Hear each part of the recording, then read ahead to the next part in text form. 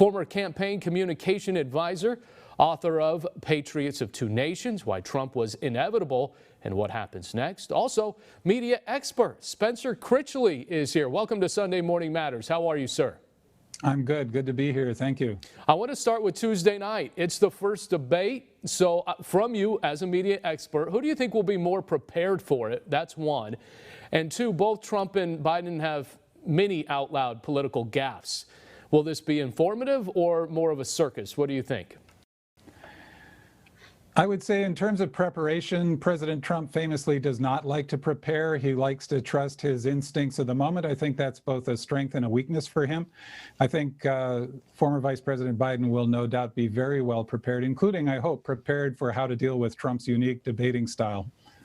In terms of the gaffes, I don't think gaffe is the right word to use because I don't think what we're talking about is equivalent. The vice president occasionally has slips of the tongue, occasionally says things that sound a little awkward or people even wish he hadn't said, whereas President Trump has a reputation for saying things that are just flagrantly untrue, often wildly untrue or even dangerous, like his suggestion that people use bleach or disinfectant to treat the coronavirus.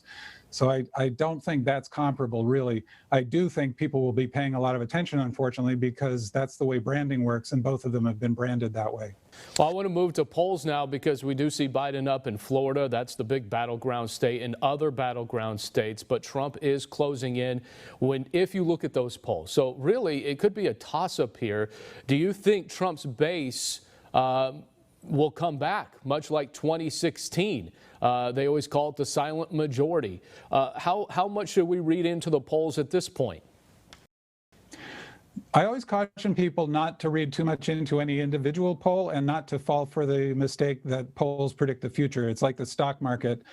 Past performance is no guarantee of future results. But if you look at polls overall, going back months now, they're actually remarkably steady and consistent, showing Vice President Biden with a very strong lead. It's typically between 6 or 7 and 9 or 10 points, and that has held pretty much fast. I know that's what's got the Trump campaign so worried. They're also at a financial disadvantage. They blew a lot of their money early on and didn't seem to have spent it very efficiently, and they've had to actually pull off the air in many battleground state markets even, whereas the Biden campaign has seen an explosion of donations and are now in the unusual position of being way ahead of the Trump campaign financially. Well, obviously, we'll have the presidential debates, and then we're also going to have a vice presidential debate, and candidate Kamala Harris, as you know, she didn't even make noise in the Iowa caucus. So is she a game changer in the battleground states for Biden, or is she actually a game changer for President Trump? President Trump has been trying to throw anything that'll stick at the Biden campaign, including Kamala Harris as supposedly a liability. I think she's only a strength. In addition to just being eminently qualified for the position, which she really is and would be under any circumstances, no matter who she is, it's wonderful that she really looks like what this country was always designed to be, which is a place where you're an American citizen, not because of who you are or what kind of person you are, where you came from, but because you support the Constitution and laws and values of the United States. And I just think it's terrific that she mixes ancestry from Africa and Jamaica and from India and is married to a white Jewish man. She, to me, is an expression of what the all-American identity is. So I think for all those reasons, she's nothing but an asset. Well, with that all being said, election results, well, could they end up in the hands of the Supreme Court? Many people are wondering that.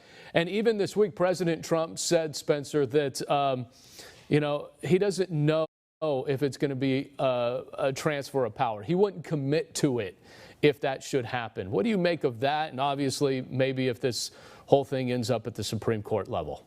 I want to say this very clearly because I know people hearing my background will assume, oh, well, he's a Democratic partisan. This is what he would say. I want to make sure people understand I have many good friends who are Republicans, including friends involved with the Lincoln Project, which opposes President Trump on constitutional grounds, not partisan grounds. This is extremely serious. If a Democrat said this, I would be rising up against it, just as I'm against it with President Trump. The peaceful transfer of power is absolutely fundamental to a democracy. If we do not guarantee the peaceful transfer of power, we don't have a democracy. The president, in saying those words, is attacking the essence of democracy. I think he's done many other things to weaken democracy. This is one of the most serious attacks on democracy he has ever committed, and I think we must all resist it, no matter which party we belong to or if we belong to no party. All right, and finally, I want to add this, as you are a media expert, social media, much of that had decided in the 2016. Is this year's election and social media going to play a big part? Are you suspecting any interference from Russia or maybe even China this time around? Oh, I'm positive there's interference, as is our intelligence community. There's been interference going on since before the election in 2016. This is another extremely serious matter that has nothing to do with partisan identity. Social media can be a tremendous force for good, but as we have seen, it can be also tremendously destructive, especially through the viral transmission of hateful and false stories. Russia is actively engaged in attacking our election right now. The president should be defending us against that. It's unforgivable, in my view, that he is not.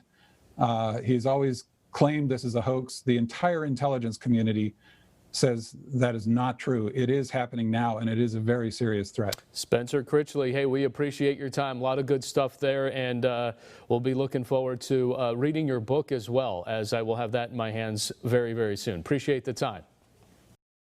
My pleasure. Thank you, Alexander.